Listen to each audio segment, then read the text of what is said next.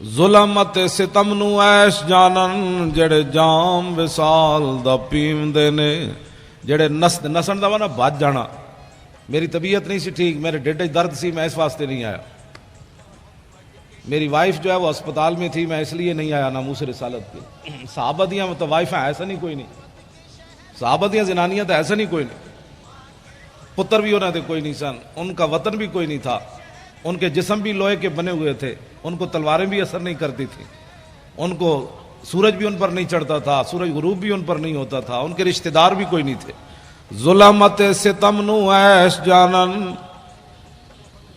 جڑے جام وصال دا پیوندے نے. حضرت سعد بن معاذ کی امی جان میدان احد میں جب آ رہی تھی تو حضرت سعد حضور کا گھوڑا پکڑ کر واپس چلے جا رہے تھے. میرے آقا و مولا نے پوچھا یہ کون ہے؟ حضرت سعد نے کہا یہ میری امی جان ہے. تو میرے آقا نے فرمایا روکیے گھوڑا، آپ کے بھائی چونکہ شہید ہو گئے میدان احد میں تو میں ان سے تعزیت کروں. زنانیاں تے صرف ساڑیاں ہی ہیں جنہوں نے بڑا درد ہے، مولی خادم گھروں نکلے آتے پھر میرے بچوں کا کیا بنے. صحابہ دیاں ماواں نو کوئی درد نہیں سی ہوندا، انہاں دی اولاداں نو بھی کوئی نہیں سی درد ہوندا. میں آپ سے یہی بات کرنی ہے.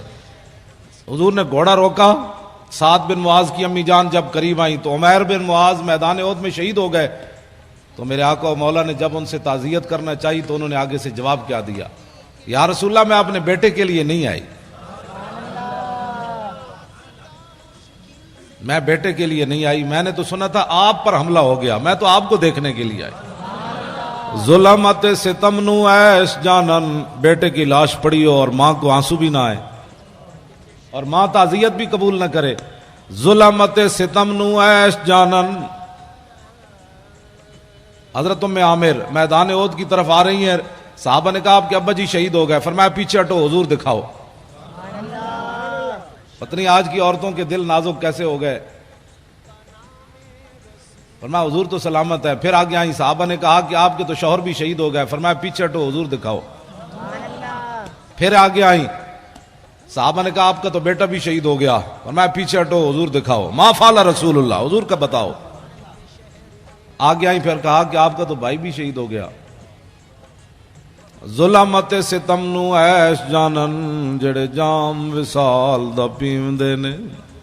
ظلم ستم جو مرضی ہو جائے، جب رسول اللہ کو دیکھا تو فاخذت بناحیت ثوبہ فقالت لا ابالی اذا سلمت من عاتبہ. حضور مجھے راستے میں پتہ چل چکا میرے چاروں رشتے چلے گئے، لیکن آپ جو موجود ہیں کل مصیبت بعدک جلل.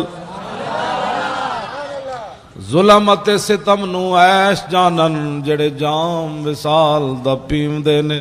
میری پنجابی سمجھ آئی کوئی نہیں؟ پنجابی میں نے اس لیے آپ کو یہ دو واقعے سنایا تاکہ میری پنجابی سمجھ آ جائے آپ کہ پیر نیک عالم شاہ صاحب نے وہاں کہاں جا کر بات کی. ظلمت ستم نو ایش جانن جڑے جام وصال دا پیوندے نے، جڑے نسدے آفتاں آئیاں تھی. ظلم دے حالات نہیں ٹھیک، جو یہ دیکھ کر بھاگ جائیں وہ جھوٹ بولتے ہیں ہمیں حضور سے عشق ہے. جڑے نسدے آفتاں آئیاں تھیں جھوٹا عشق دا دم مریم دے نے، سر کپ کے تلی تے رکھ لیندے. اللہ اکبر، اللہ. ساری جانا ہوتا ہے نا تو پیر نیک عالم شاہ صاحب کہتے ہیں حضور کے عاشق یہ پہلے جو ہے نا اسے کاٹ کر ہتھیلی پر رکھ لیتے ہیں. یہ لینا ہے تو یہ تو پہلے موجود ہے، بتاؤ اور کیا لینا ہے. سر کپ کے تلی تے رکھ لیندے جڑے عشق دا راہ نہ پیوندے نے.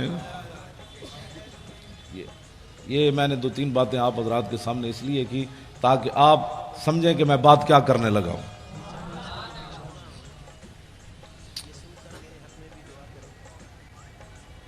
حجۃ الوداع کے موقع پر ہمارے آقا و مولا کے ساتھ 1,24,000 صحابہ موجود تھے. مولانا غلام غوث بغدادی صاحب، میں نے اس دفعہ نئی بات پڑھی ہے منگولوں کے کتوں کے بارے میں رمضان شریف میں. پہلے تو میں کہتا تھا نا وہ رسی کے ساتھ باندھا ہوا تھا، اب میں نے پڑھا کہ وہ زنجیر کے ساتھ باندھا ہوا تھا. زنجیر کے ساتھ باندھا ہوا تھا. جب پادری نے حضور کے خلاف بات کی، رسی توڑنی آسان ہے، زنجیر توڑنا مشکل ہے. اور امام نے کہا کہ وہ عزیز علیہ، ہلاکو خان وہ جو تھا نا اس کا وزیر خزانہ، یہ اس کا کتا تھا، یہ بھی وضاحت آئی. اور عزیز علیہ اس کا وہ محبوب بھی بڑا تھا. اس نے ظاہر ہے جب زنجیر سے, وہ بھی سونے کی زنجیر, ہاں سونے کی زنجیر کے ساتھ, امام نے لکھا کہ سونے کی زنجیر کے ساتھ اس نے کتا, محبوب جو اتنا تھا. اب آپ سوچ سکتے ہیں وہ کتا کتنا عزیز و نال ہے, وہ کتنا محبوب تھا جس کے گلے میں سونا ڈالا ہوا تھا. لیکن اتنا محبوب ہونے کے باوجود منگولوں کی روٹی کھائی, منگولوں کا سونا گلے میں ڈالا تھا.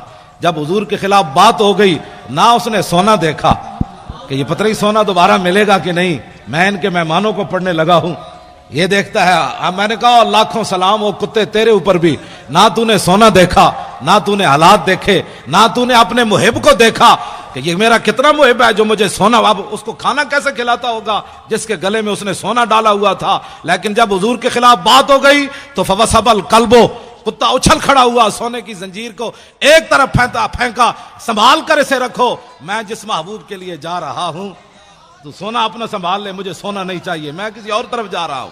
ہاں ہم اور طرف جاتے ہیں, تو اور طرف جا, یہ سونا سنبھال, میں کسی اور طرف جانے لگا ہوں. سونا اس کے سپرد کیا اور چھلانگ لگا کر پادری جو حضور کے خلاف بات کر رہا تھا اسے خشم اس کے منہ پر تھپڑ مارا, فرمایا ہوش کر, میں کتا ہو کر بھی نہ سونے کو دیکھا, نہ حالات کو دیکھا, نہ مجمع کو دیکھا. جانتا ہے میں جن پر پہرا دے رہا ہوں وہ کون ہے؟ وہ محمد عربی ہیں جن کے صدقے مجھے بھی وجود ملا. نعرہ تکبیر, نعرہ رسالت, لبیک لبیک لبیک یا رسول اللہ, لبیک لبیک لبیک یا رسول اللہ, لبیک لبیک لبیک یا رسول اللہ. توجہ, جا کر اس کو تھپڑ مار دیا, کہا کہ تو حضور کے خلاف بات کرتا ہے, اور فتویٰ بھی کسی سے نہیں پوچھا, مشورہ بھی نہیں کیا, میٹنگ بھی نہیں کی, پہلے میٹنگ بھی پہلے نہیں کی, دعوت بھی نہیں دی, اور یہ بھی بلایا بھی نہیں. تو باندھا ہوا تھا وہ سونے کے ساتھ, جو سونا جس کے گلے میں تھا وہ کھاتا کیا ہوگا, دودھ کھاتا ہوگا, مکھن, دودھ پیتا ہوگا, مکھن کھاتا ہوگا اور شہد کھاتا ہوگا. ظاہر ہے وہ ہلاکو خان کے وزیر کا کتا تھا, تو وہ کیسا وہ اس نے, لیکن اس نے جا کر تھپڑ مار دیا. اس نے کہا تو جانتا ہے, مجھے پتا ہے, میں کتا ہو کر بھی میں جان گیا تو کن کے خلاف بات کر رہا ہے. کتے کو بھی سمجھ آ گئی گستاخی کیا ہوتی ہے. کلمہ پڑھنے کے بعد علماء سے پوچھے یہ کیسے ہو گیا, گستاخی کیا ہوتی ہے. میں نے کہا کتے نے کسی سے فتویٰ پوچھا؟ تو کلمہ پڑھنے کے بعد تجھے پتہ نہیں ہے کہ حضور کی عزت کا مسئلہ کتنا حساس ہے, تو فتوے پوچھتا ہے لوگوں سے. کتے کو سمجھ آ گئی, تجھے 5 سال سمجھ نہیں آئی کہ حضور کی عزت کے قانون کو اس نے کالا کہا. یہ بات میں اس لیے کر رہا ہوں کہ ہر مسئلے میں جس طرح مولانا نے فرمایا کہ ہر بندے کو غصہ آتا ہے, اپنی ذات کے لیے آتا ہے, لیکن جب حضور کی بات آئے تو کہتے ہیں مولانا امن سے بات کرو, مولانا امن سے بات کرو. میں نے کہا اپنی ذات کا مسئلہ آیا, تجھے امن بھی بھول گیا, تمہیں شرافت بھی بھول گئی, تمہیں سنجیدگی بھی بھول گئی, تمہیں جناب متانت بھی بھول گئی, تمہیں ملکی قانون بھی بھول گیا, تمہیں رشتہ داری بھی بھول گئی. جب اپنی ذات کا مسئلہ آئے تو اتنا حساس ہے, تو جہاں ساری کائنات جو ہے وہ ختم ہو جاتی ہے وہاں تو فتوے پوچھتا ہے, اور وہاں تو کہتا ہے مولانا اتنی سخت بات نہیں ہونی چاہیے. تو بتا نا پھر کیا ہونا چاہیے, تو بتا پھر کیا ہونا چاہیے. توجہ, میں بات اگلی کرنے لگا ہوں. بولی نہیں بدلتی, ہاں بولی نہیں بدلتی. فاروق اعظم منافق نو ہی ماریا تے عمیر بن واب جدو صفوان بن امیہ نہ معاہدہ کیتا کہ میرا پتر کہہ دے, تے میں سنیا نبی علیہ الصلوۃ والسلام مدینہ منورہ میں حضور گلیوں میں خود تشریف لے جاتے ہیں, ساتھ محافظ کوئی نہیں ہوتا, تو میں اپنے بیٹے کے بہانے مدینہ منورہ جاتا ہوں, تو نے میرا قرض بھی ادا کرنا ہے, میرے بچوں کا خیال کرنا ہے, میں نعوذ باللہ جا کر حضور پر حملہ کر دوں گا. تو عمیر بن واب جب مدینہ منورہ میں اترا اپنی سواری سے, اس کے گلے میں تلوار تھی. فاروق اعظم باہر کھڑے تھے مسجد نبوی شریف کے, اور نبی علیہ السلام اندر جلوہ گر تھے. صحابہ بدر کا ہی ذکر کر رہے تھے. اتنی دیر میں حضرت عمر نے عمیر بن واب کو دیکھا, بعد میں یہ مسلمان ہو گئے. تو حضرت عمر نے دیکھ کر کیا فرمایا, کیا فرمایا؟ جو صحابہ قریب تھے فرمایا دونکم القلب, فرمایا اس کتے کو پکڑو. اب حضرت عمر کو بھی تعظیم سکھانی پڑے گی. اب حضور پر ایک بندہ حملہ کرنے کے لیے آیا تو حضرت عمر کیا کہتے کہ اس کے گلے میں ہار ڈالو. آپ نے فرمایا دونکم القلب, فرمایا اس کتے کو پکڑو, اس کے ارادے غلط ہیں. صحابہ گئے, اسے پکڑ لیا. اتنی دیر میں حضرت عمر بھی آ گئے. حضرت عمر نے بھی اس کو یہاں سے پکڑا, اور پکڑ کر گھسیٹ کر دربار رسالت میں جا کر کہا کہ یہ غادر بھی ہے اور خبیث بھی ہے. ہاں یہ دونوں لفظ حضرت, وہ زبان ترجمان نبی, ہم زبان نبی. آج ہمیں کوئی لیا مطلب دکھانا چاہتے ہیں کہ جناب مولانا. میں نے کہا حضرت عمر نے بولی اور حضور کے سامنے جا کر کہا یہ غدار بھی ہے اور خبیث بھی ہے, باہر کتا بھی کہا. تو میرے آقا نے نہیں فرمایا عمر بیٹھ جاؤ, اتنے جذباتی نہیں ہوتے بندے, یہ آیا ہی ہے نا بیچارہ, اس کو کیا ہو گیا, بیٹھ جاؤ عمر, اتنی پریشانی والی کیا بات ہے, بولی تو بدلو, میرے سامنے اس کو غدار اور خبیث کہتے ہو. توجہ, میرے آقا و مولا نے عمیر بن واب کو فرمایا کیسے آئے ہو؟ کہا جی بچے کو ملنے کے لیے آیا ہوں. میرے آقا نے فرمایا یہ تلوار کیسی لائے ہو؟ کہا کہ چھوڑے جی یہ تو تلوار ہے, انہوں نے بدر میں ہمارے ساتھ کیا مدد کیا ہے, یہ تلواروں کو چھوڑو جی حضور, میں تو ویسے آیا ہوں. میرے آقا نے فرمایا سچ سچ بتا کیسے آیا؟ نے کہا نہیں میں تو بیٹے کو ملنے کے لیے آیا ہوں. میرے آقا نے فرمایا حتیم کعبہ میں صفوان بن امیہ سے کیا بات کی تھی وہاں؟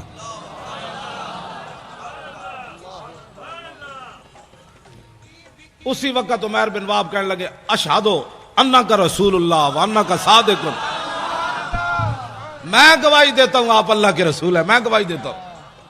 اس سے پہلے اب ذرا حضرت عمر کی بولی سنیں. ہماری محبت اور دشمنی کا معیار یہی ہے جو ترجمان نبی ہم زبان نبی. کتاب المغازی میں علامہ واقدی نے لکھا, فرمایا حضرت عمر فرمانے لگے کہ انہو, یہ شخص ایسا تھا کہ لخنزیر احب الیہ. جب کلمہ انہوں نے پڑھ لیا نا تو حضرت عمر فرمانے لگے یہ عمیر بن واب جب تلوار لے کر حضور کی طرف آ رہا تھا میرے نزدیک خنزیر اس سے اچھا تھا. لخنزیر. بتاؤ جی آپ حضرت عمر گستاخ رسول کو کیا کہہ رہے ہیں؟ بھائی یہ خنزیر بھی نہیں بنتا. میں سوچتا تھا کہ میں کہتا تو ہوں کہ گستاخ رسول جو ہے اس کو خنزیر کہنا بھی خنزیر کی توہین ہے, لیکن میرے پاس کوئی دلیل نہیں تھی. لیکن جب سے میں نے یہ پڑھا تو سمجھ آ گئی کہ ہاں یہ فاروق اعظم نے فرمایا ترجمان نبی ہم زبان نبی, جان شان عدالت پہ لاکھوں سلام.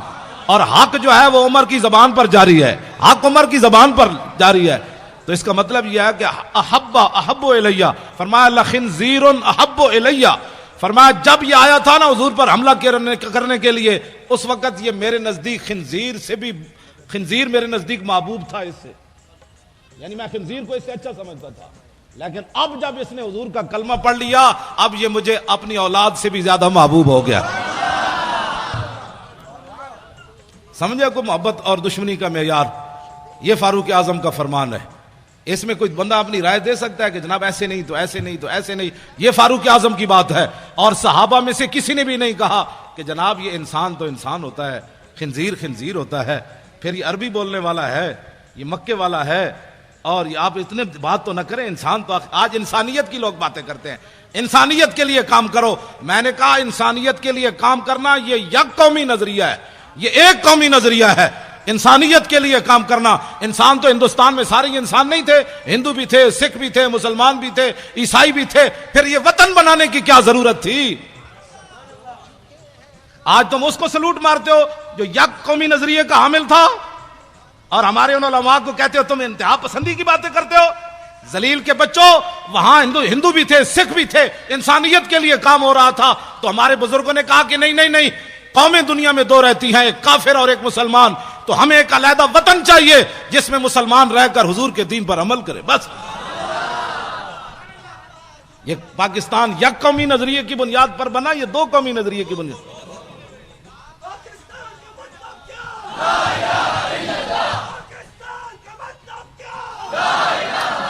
جاگ اٹھے ہیں اہل سنت. بچے ہمارے ترانہ پڑھ رہے تھے, مزہ آ گیا. جاگ اٹھے ہیں اہل سنت, گونج اٹھا یہ نعرہ ہے, دور ہٹو اے دشمن ملت پاکستان. نعیم الدین امیر ملت بوالحسنات کو یاد کرو, سنی بنارس کانفرنس کی قدر و قیمت کا احساس کرو. ہندو فرنگی کانگریسی ملا سکھ کو کس نے مارا ہے, دور ہٹو اے دشمن ملت پاکستان ہمارا ہے. سارے بولو اللہ دے بندے ہو, سارے بولو اولیاء کا ہے فیضان, اولیاء کا ہے فیضان, اولیاء کا ہے فیضان, اہل سنت کا ہے فیضان. پاکستان کا مطلب کیا؟ قانون ریاست کیا ہوگا؟ آپ کو پریشانی ہو رہی ہے. اقبال یہی اسی لیے بولا تھا اس دور میں میں اور ہے جام اور ہے جم اور مسلم نے بھی تعمیر کیا اپنا حرم اور تہذیب کے آذر نے ترشوائے صنم اور ساکی نے بنا کی روش لطف و ستم اور گفتار سیاست میں وطن اور ہی کچھ ہے اور ارشاد نبوت میں وطن اور ہی کچھ ہے. آپ جو پاکستان حقیقت میں آپ لوگوں کا ہے. آپ ایسے ڈر ڈر کے پاکستان کا بھی نام لے رہے ہیں. بھئی کیوں ڈر ڈر کے نام علامہ فضل حق خیر آبادی کا نعرہ میں پھر انہوں نے بھی پڑھا تو میں پھر لگاتا ہوں.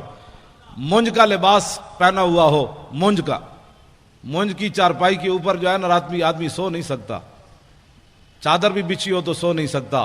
مونج کا لباس انسان نے پہنا ہوا ہو اور مٹی کے ٹوکرا سر پر ہو اور زہر جیسا پانی پیا ہو اور تنبے جیسی غذا کھائی ہو, پھر بھی مٹی اٹھا کر نہ اللہ کا شکوہ کرے نہ رسول. اتنا بڑا شہزادہ, اتنا بڑا علامہ, اور مٹی کے ٹوکرے اٹھا کر بھی انگریزوں کو یہ بتائے تم کیا سمجھتے ہو کہ یہ میں پچھتا گیا ہوں, میں واپس لے لوں گا فتویٰ.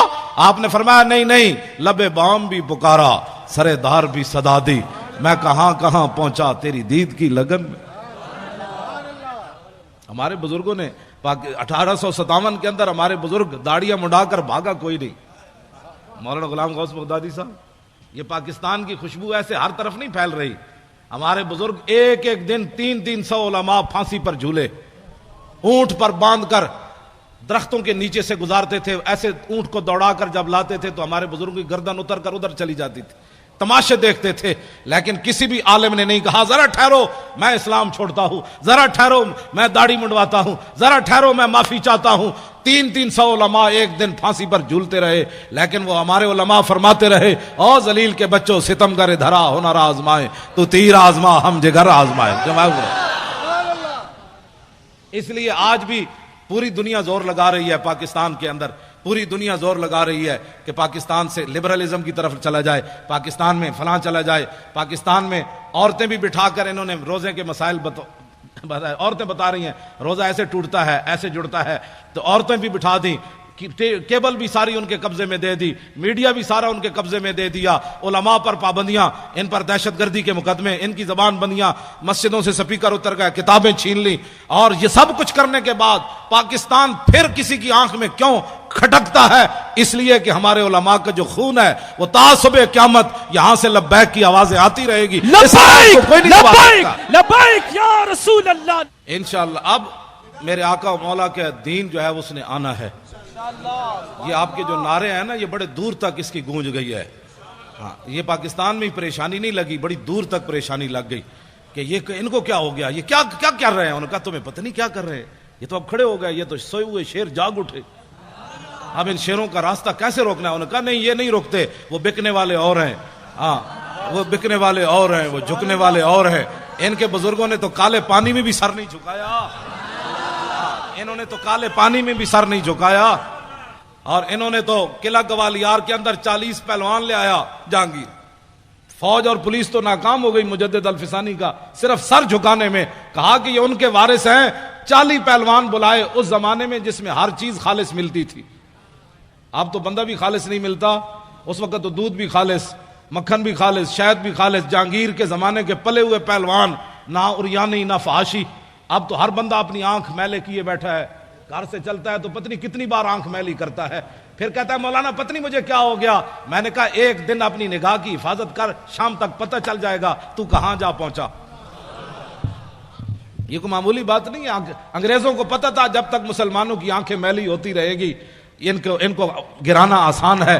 جب ان کی آنکھیں میلی نہیں ہوں گی تو پھر یہ سمندروں میں بھی گھوڑے ڈال دیں گے, سمندر بھی ان کو پھر ایسا نظر آئے گا. ہاں جی, پھر یہ کیسر و کسرا کے دروازے بھی جا کر کھڑکا دیں گے, کیونکہ ان کی آنکھیں بڑی پاکیزہ ہیں, کیونکہ ان کی آنکھوں میں کوئی چیز جچی کوئی نہیں, کوئی تصوری نہ ابھرا تیری تصویر کے بعد, اور ذہن خالی ہی رہا کاسہ سائل کی طرح. رخ دن ہے یا میرے سما یہ بھی نہیں وہ بھی نہیں, شب زلف یا مشک خطا یہ بھی نہیں وہ بھی نہیں. خورشید تھا کس زور پر کیا بڑھ کے چمکا تھا کمر, بے پردہ جب وہ رخ ہوا یہ بھی نہیں وہ بھی نہیں. تو ان کی آنکھوں, آپ سمجھتے ہیں کوئی صحابہ کوئی لوہے کے بنے ہوئے تھے کہ کیسر و کسرا کے دروازے جا کھٹکھٹائے, ان کی آنکھوں میں کوئی چیز جچتی نہیں تھی. تو جب ساری رات بندہ کیبل دیکھے, ساری رات جو ہے وہ غلط کام دیکھے تو صبح اٹھ کر تو اس کو جاگ بھی نہیں آنی نماز کے لیے، لیکن جب رات وہ اس طرف کروٹ بدلے کہ لا الہ الا اللہ محمد الرسول اللہ، اس وقت طرف کروٹ بدلے کہ اعوذ باللہ من الشیطان الرجیم، تو شیطان کہے گا مجھے کیوں جوتے مارتے ہو، میں تمہیں جگاتا ہوں، اٹھو تہجد پڑھو، اٹھو تہجد پڑھو، کیا کرتے ہو مجھے تو آرام کر، لا الہ الا اللہ کیا کرتے ہو مجھے. تو جب ساری رات قبلے دیکھنے والے کو کون جگائے گا؟ اس کو کیا پتا شرم و حیا کس بات کا نام ہے، اسے کیا پتا غیرت نام کس چیز کا نام ہے. تو اس واسطے یہ ساری چیزیں اب بند کرنی پڑیں گی. اب ایک ہی طرف چلنا ہے، لبیک کی طرف. کسی کو اگر کوئی پریشانی ہے نا لبیک سے، تو وہ پریشانی ہماری دی ہوئی نہیں ہے، اس کو پریشانی کوئی اور لگی، تو وہ پریشانی کا علاج ہمارے پاس نہیں ہے. ہمارے پاس ادھر کوئی حکیم صاحب ہیں تو میں ان کو کہہ جاؤں گا بھائی ان کا درد مٹھا کرو، ہاں درد اس کا مٹھا کرو. ہمارے پاس کوئی علاج نہیں ہے کہ لبیک کے نعرے سے بھی کسی کو دکھ ہو. میں نہیں سمجھتا کہ جب حضور کی بات آئے، ایک تو بزدلو لگا نہیں سکے نعرہ، اہل سنت کو غیروں سے جدا نہیں کر سکے، ان کی جھولیوں میں بیٹھے رہے ساری زندگی. اب باتیں کرتے ہو کہ جناب یہ کیا ہو گیا، ہم اہل سنت و جماعت کی انفرادی تشخص بحال کر کے 24 کلومیٹر ہم نے ان کو آنسو گیس کھلایا. آنسو گیس کھلانے کے بعد ربڑ کی گولیاں کھائیں، پھر 4 دن بھوکے رہ کر بھی 4 فٹ بلند ہو کر زمین سے کہتے تھے لبیک یا رسول اللہ. لبیک لبیک. اس نعرے میں کسی کو کیا پریشانی ہونی چاہیے؟ یہ تو میرے آقا و مولا کی. ہاں جی، اب کسی کو کیا اس میں پریشانی ہے؟ لبیک کا نعرہ. مولانا غلام غوث بغدادی فقیر آدمی، مولانا مفتی آصف عبداللہ صاحب، مفتی آصف سعید صاحب، یہ سارے حضرات، یہ شاہ جی جناب 2 ہتھنال سلام، سارے سید جتنے بیٹھے ہیں میری طرف 2 ہتھنال سلام. ہمارے شیخ الحدیث صاحب تشریف لے آئے، یہ مولانا جو ہے وہ لیاقت اظہری صاحب، یہ سارے حضرات ہمارے جتنے علماء، یہ احمد رضا صاحب، یہ سارے نوجوان، یہ ان کے اندر یہ جو دم خم، یہ ایسے ایسے، یہ حرارت آپ کیسے؟ میں نے کہا آپ اٹھیں، میں نے کہا نعرے لگائے. یہ بات ممتاز قادری، ایک تو ہے نا ممتاز قادری کا نام بھی نہ لینا، باتیں کرتے ہو. یہ بات ایسے سٹیج پر کبھی ہم نے کر دی نا تو پھر زندگی میں یاد رکھنا، ہم ویسے فقیر آدمی ہیں، بڑے مسکین آدمی ہیں، لیکن جب میرے آقا کی بات آئے تو میں نے تو ان وزیروں کو بھی کہا جو صوبائی وزیر بیٹھے ہوئے تھے مذاکرات میں، میں نے کہا تم ہمارے سائز کے آدمی نہیں ہو، تم ہمارے مقابل کے آدمی نہیں ہو. حالانکہ میرے جیسا آدمی ویل چیئر پر بیٹھ کر وہ ایسے ایسے کانپتے تھے. میں نے کہا تم ہمارے سائز کے آدمی نہیں ہو. جب تمہارے بڑوں سے ہماری کبھی بات ہوگی نا تو ہمارے خون سے، ہماری آنکھوں سے ابھی خون نہیں اترا، ہم نے ممتاز قادری کے خون کا تم سے بدلہ لینا ہے. غازی تیرے پیروکار، غازی تیرے پیروکار، غازی تیرے پیروکار. توجہ، میں نے ایسے ہی ان سے بات کی، بالکل ایسے جس طرح وہ سامنے بیٹھا ہوا تھا. تو زعیم قادری وہ وزیر ہے، تو میں نے کہا شاہ جی آپ کو پتہ ہے کہ جس کو آپ قائد مانتے ہیں وہ مرزائیوں کو اپنا بہن بھائی کہتا ہے؟ کہا کہ نہیں ہے، یہ بات کہیں نہیں، آپ ایسے باتیں کر رہے ہیں. میں نے کہا دکھاؤ اس کو کلپ. وہ جب کلپ دکھایا تو شاہ جی کو ایسے کہے آنی شروع ہو گئی، منہ پر ایسے کپڑا رکھ کے لیٹرین کی طرف بھاگے. انہوں نے کہا ایسی بات اس نے کی ہے کہ مرزائی ہمارے بہن بھائی ہیں. شاہ جی کو ان کا چہرہ اتر گیا. تو میں نے کہا شاہ جی آپ کیا باتیں کرتے ہیں؟ آپ کو پتا ہے کہ آپ نے 1400 سال تاریخ ہماری مسخ کی ہے. آج تک حضور کی عزت پر پہرا دینے والے بڑے بڑے بادشاہ آئے، بڑی بڑی حکومتیں آئیں، جب حضور کے غلام کی بات آئی انہوں نے کہا یار جانے دو، اس کا تو مسئلہ ہی اور ہے، اس کا تو مسئلہ ہی اور ہے، اس کا تو مسئلہ ہی اور ہے. فقہی جزیات بیان کرتے ہو، ہم نے فقہ نہیں پڑھی، امام احمد رضا نے فقہ نہیں پڑھی، پیر میر علی شاہ نے فقہ نہیں پڑھی، غازی علم الدین کے مسئلے میں پیر میر علی شاہ فقہ نہیں پڑھی، سید دیدار علی شاہ فقہ نہیں پڑھی. جو جنازہ پڑھانے آیا اس کو چاہیے تھا، وہ کہتا ہے اس لڑکے نے قانون ہاتھ میں لیا، لیکن شاہ جی جنازہ پڑھانے کے لیے مسلح پر کھڑے ہو گئے. ایسے جب نگاہ اٹھائی تو 6 لاکھ بندے اس وقت موجود تھے. شاہ جی نے جب ایسے نگاہ کی تو غش کھا کر نیچے گر گئے. جب ہوش آیا تو روتے رہے. یا رسول اللہ ساری زندگی حدیث پڑھائی، قرآن پڑھایا، جمعے پڑھائے، حج کیے، یا رسول اللہ کبھی خاک میں بھی دیدار نہیں، خواب میں بھی دیدار نہیں کرایا. تو آپ بنفس نفیس اس کے جنازے میں تشریف لے آئے. آپ تم 1400 سال ہماری تاریخ مسخ کرو اور کہو کہ مولوی خادم امن سے بات کرے. امن سے بات تو تب ہے تم نے میرے گھر میں حملہ کیا، تم نے میری 3 لائبریریاں توڑی. نہیں میرے 14 سال میرا بیٹا ہے، وہ ہے بھی سکا سا، اور اس کو تم نے مارا، کان پکڑائے رکھے، اس کے جناب آگے سے بھی جناب بوٹ مارے، اس کے آگے سے بھی پیچھے سے بھی اسے کان پکڑایا، گالیاں تم دیتے رہے اس کو. میں خوش ہوں تم نے گالیاں دی، اس لیے کہ مولوی خادم نے کوئی ڈکیتی تو ماری نہیں، ہاں مولوی خادم نے کوئی ہیرون تو کھیلی نہیں، مولوی خادم نے کوئی ملک تو بیچا نہیں، ملک تو لوٹا نہیں۔ میرے بیٹے کو مارنے کی صرف وجہ یہ تھی کہ تاکہ اولاد تو آخر اولاد ہوتی ہے، بندے کو بزدل بنا دیتی ہے، تو اس کو اتنا مارا کہ مرنے کے قریب جب پہنچا تو کہا آپ دفع ہو جاؤ، اور اس کو اتنا، میں پھر بھی خوش ہوں، پھر مارو، میں جو حاضر ہوں، اس کو کیوں مارتے ہو؟ میں جو تقریریں میں کرتا ہوں، مجھے پکڑ کر مارو، مجھے گھسیٹو، تم نے گھسیٹا بھی ہے، لیکن اس کے باوجود آج تک میں خوش ہوں کہ اس لیے کہ مجھے رسول اللہ کے نام پر گھسیٹا گیا۔ توجہ نہیں، کیوں ماریں گے غازی؟ کیوں ماریں گے یہ غازی؟ ان کے باپ کا ملک ہے۔ لبیک یا رسول اللہ، لبیک لبیک لبیک یا رسول اللہ، لبیک لبیک لبیک یا رسول اللہ۔ بیٹھے بات سنیں، بات میں ختم کرنے لگا ہوں، آپ سے اتنی باتیں ہیں۔ کیوں مارے؟ یہ نعرہ بالکل نہیں لگانا، ہم اپنے بچوں کو پالے اور یہ مارتے رہیں، کیوں مارتے رہیں؟ تو کتنے غازی ماریں گے؟ کیوں مارے یہ کتنے غازی؟ ابھی تو ایک کام نے حساب لینا ہے۔ ہاں اس کا یہی جواب ہے کہ ہم نے اور کچھ بھی نہیں کرنا، نہ کسی کو جناب مارنا ہے، نہ کسی کو دھاڑنا ہے، نہ آگ لگانی ہے، کچھ بھی نہیں۔ اب لبیک کہتے کہتے آپ تخت پر جا کر حضور کے دین کو بٹھا دیں، بس سبحان اللہ۔ بس یہی غازی صاحب کے خون کا بدلہ ہے، یہی مولوی خادم کی پگڑی اتارنے کا بدلہ ہے، یہی میرے گریبان پکڑنے کا مطلب ہے، یہی مجھے ہتھکڑیاں لگانے کا یہی جواب ہے کہ بچوں یہ سارا کچھ ہم نے اس لیے کیا کہ تاکہ حضور کا دین تخت پر آ جائے، بس بات ختم ہے۔ یہ انقلاب ہم نے لانا ہے، اور ہر بندہ یہ سوچے۔ انہوں نے کہا اب کفر کا نظام ہم نے دیکھا، اسلام اتنا سخت ہے کہ وہ پاناما لیکس تو بڑی دور کی بات ہے، اسلام تو رات کو کرتا بنے تو صبح ممبر پر پکڑ لیتا ہے حضرت عمر کو کہ بتاؤ یہ کرتا کہاں سے آیا۔ بس اسلام تو پاناما لیکس بننے ہی نہیں دیتا۔ ہاں جی، اسلام تو اتنا ڈاڈا کہ سپر پاور فتح کرن تو بعد 36 پیوند لگے ہویا کرتا پوا دیندا۔ اسلام اتنا سخت ہے کہ جب غریبوں کے بچے رو رہے ہو اسلام ہے، تو وہ فاروق اعظم کی پیٹھ کے اوپر بوری اٹھوا کر غریبوں کے گھر پہنچواتا۔ اسلام تو اسلام ہے، عوام اس اسلام کی بات کر رہے ہیں۔